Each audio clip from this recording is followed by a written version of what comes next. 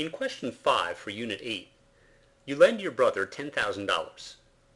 He agrees to pay you back $11,000, $1,000 a year for each of 11 years. Neither of you uses the word interest, but as the problem points out, your brother is effectively paying you interest.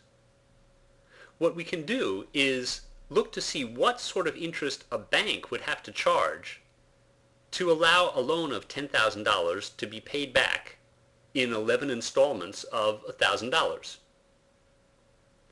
Suppose, in other words, that your brother went to borrow the $10,000 from a bank.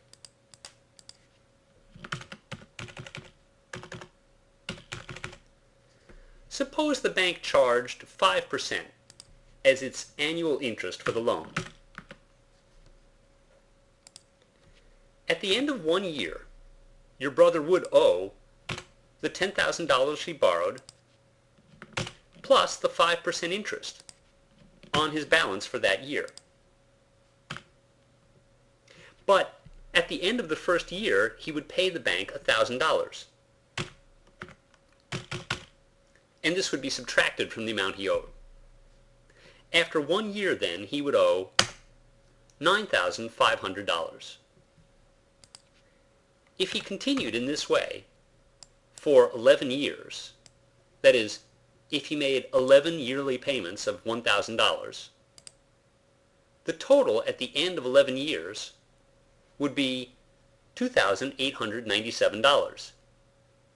In other words, even after making all of the payments, he would still owe the bank some money. His loan would not be paid off. What would the interest have to be so that the bank would agree that the loan was paid off at the end of the 11th payment? In other words, what must this interest be to make the final balance here be zero? We'll use goal-seek to find out. We'd like this to be zero, and we'll get it there by changing the interest rate.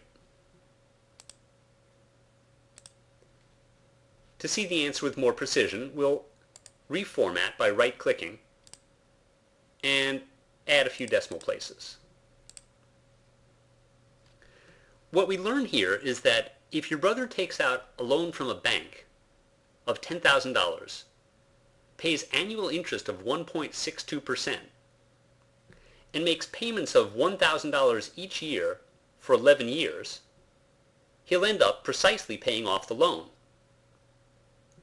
Since you've agreed to exactly the same terms, a loan of $10,000, 11 annual payments of $1,000 each, and nothing owed after that, you are in essence, effectively, charging your brother interest at the very fair rate of 1.62%.